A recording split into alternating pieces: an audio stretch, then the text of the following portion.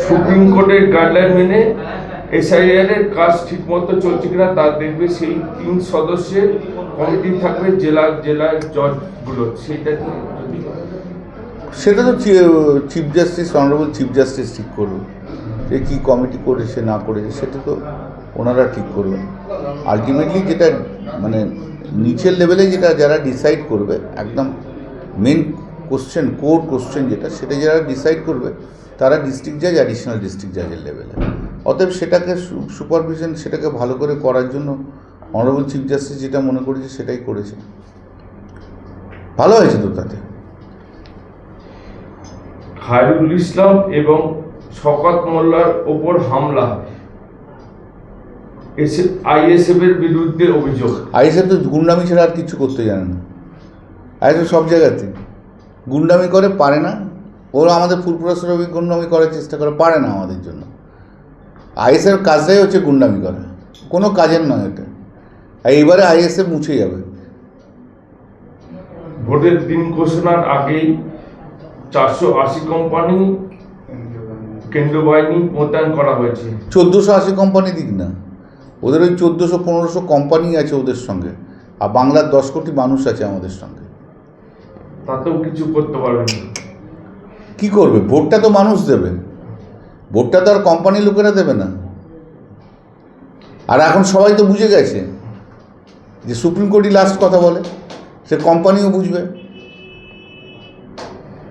কালকে প্রতিকূল তৃণমূলে জয়েন দেওয়ার পরেই সে বলছে বিজেপিকে হারাতে পারে একমাত্র তৃণমূল। ঠিকই তো বুঝেছে, বিজেপিকে হারাতে পারে একমাত্র তৃণমূল কংগ্রেস, এছাড়া আর কিছু না। ঠিকই তো বলেছে।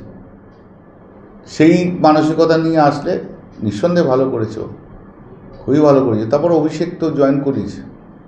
তবে একটা জিনিস এই প্রসঙ্গে যখন তুললে আমি তার একটা কথা বলি, সেটা হচ্ছে আমি অনেক আগেই বলেছিলাম, বছর 2-3 আগেই বলেছিলাম যে মোহাম্মদ সেলিম সিপিএম পার্টিটাকে নষ্ট করবে। ওদের এই রাজ্য সম্পাদনা কী করেছে না, ওর মতো একটা উন্নাসিক অহংকারী মানুষ আমি জীবন দেখিনি। সিপিএমে আমি অনেককে দেখেছি, কিন্তু ও ভীষণ উন্নাসিক অহংকারী, এত বাজে কথা বলা। আর হচ্ছে ওই সব জায়গায় ঘুরে বেড়িয়ে ক্যান্ডিডেট হওয়া, তো মাইগ্রেন ক্যান্ডিডেট, ভীষণ অহংকারী, কথাবার্তা বলে অহংকার রয়েছে, কাউকে মানতেই চায় না। ও ইয়াং কয়েকজনকে ধরে একটু থাকতে চেয়েছিল, এখন তারাই ভেঙে ভেঙে যাচ্ছে। ওর একদিকে মীনাক্ষী, আর একদিকে গোটা তৃণমূল ওই সিপিএমের সব যুবরা রয়েছে। তো মীনাক্ষীকে এত প্রায়োরিটি দিতে গিয়ে ও সব কিছু হারিয়ে ফেলেছে। প্রতিকূলের কথা সেলিমকে জিজ্ঞাসা করা হলে উনি কলার খোসা দেখাচ্ছেন, তাহলে কি কলার খোসার মধ্যেই ফেলে দেওয়া হবে? সেটা এখন সেলিম কি বুঝবে, সেলিমের ব্যাপার। কিন্তু আমি মনে করি সেলিমের মতো উন্নাসিক দাম্ভিক লোক যতদিন সিপিএমে এরকম একটা জায়গায় থাকবে, সিপিএমের আরও অনেক বেশি অবক্ষয় আছে।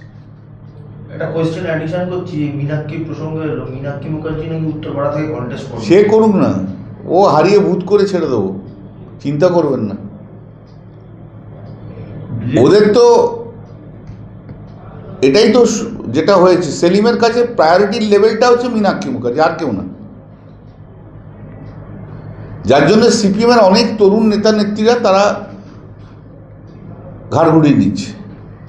কেউ প্রকাশ্যে বলছে, কেউ প্রকাশ্যে বলছে না। আমিও তো কিছু খবর রাখি। ইয়াং ছেলেমেয়েদেরকে নিয়ে চলতে গেলে সবাইকে নিয়ে চলতে হয়, মানে পার্টিটা করতে গেলে সবাইকে নিয়েই চলতে হয়। কিন্তু তুমি একজনকে প্রায়োরিটি দেবে আর কাউকে দেবে না, সেটা তো হয় না। একদিকে যাত্রা শুরু করে পরিবর্তন যাত্রা 9 জায়গা থেকে হচ্ছে, তাতে জেপি নাড্ডা থেকে অমিত শাহ সবাই আসছে এবং রাষ্ট্রের প্রধানমন্ত্রীও আসে, কি বলবেন? ওরা তো পরিযায়ী নেতা, আসে চলে যায়, সবাই জানে। ডুমুরের ফুল ওরা। রথযাত্রা করে কি হবে? বাঙালির উন্নয়নের জন্য কত টাকা দিয়েছে সেগুলো বলে যাক। রথযাত্রা যখন করবে তখন যেন বলে যে 3 বছরে কত টাকা দিয়েছে। যুক্তি নয়, টাকা চায়, মানুষ রিলিফ চায়। জাহারান হারবে না এবারে, দেখতে থাকো শুধু। যত আসবে তত হারবে, যত আসবে তত হারবে, যত রথের চাকা গড়াবে তত হাজার হাজার ভোট কমতে আরম্ভ করবে।